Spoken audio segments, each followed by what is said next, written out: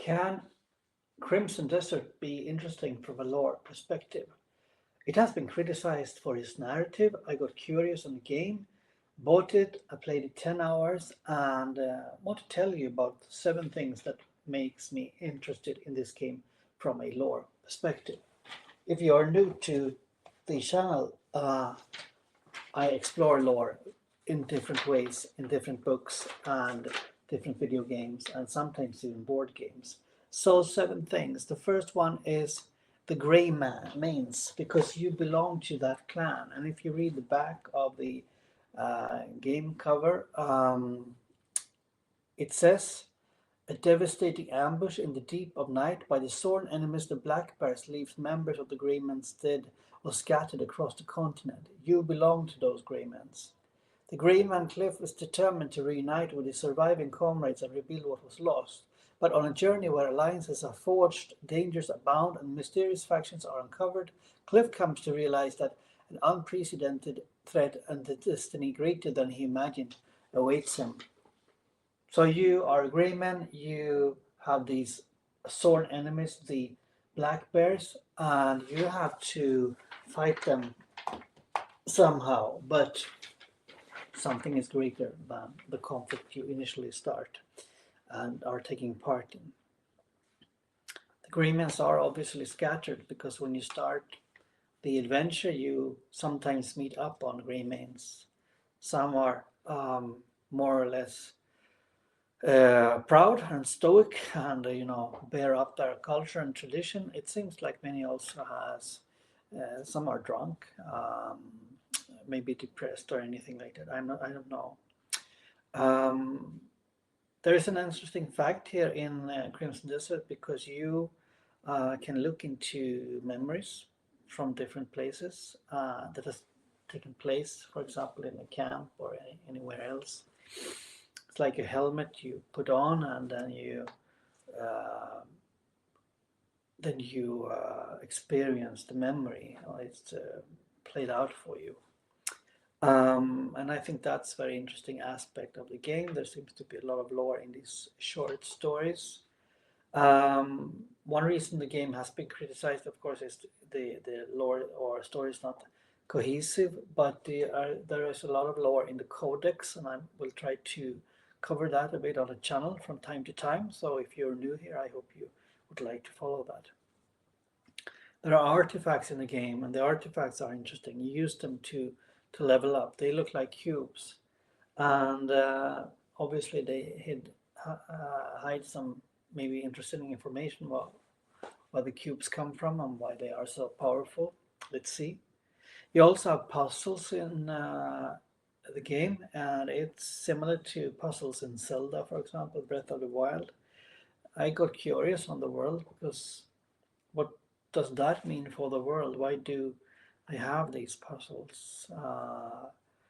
It seems like a blend of fantasy and sometimes sci-fi actually. So is there some kind of only magic, or is there some kind of technique? Let's see for that too. I think so far the narrative maybe not so strong. It's really a game of exploration, but there is a lot of dialogue between characters and also characters you meet who guide you to different places, and they tell you about the world. They tell you about the conflicts.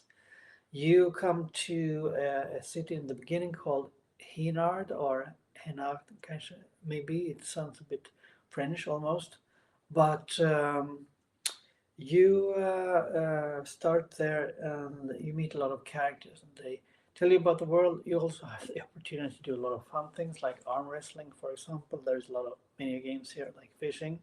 So you can basically live your life in this world. I suppose it's kind of an MMO, but for a single player, and I like that. I want to tell you my story in Crimson Desert during a few videos, and because I think in this kind of game you create your own story. It's true, the lore is not so extensive like in, let's say, The Witcher, for example, or Elden Ring, but there are a journal or codex that you have where you can look up things like an encyclopedia. Usually there are small texts about persons, about places, about factions, about bosses, not least. Because it's kind of boss battler this game too. I would say it's everything.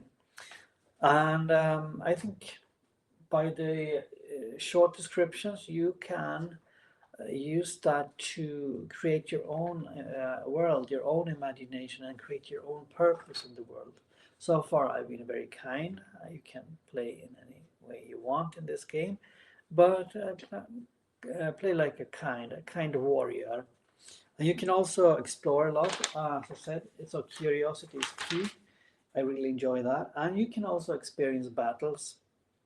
An acrobatic warrior, I would say that Cliff is, and you act as him, and you can develop his skill tree as in every fantasy game or action RPG and so on.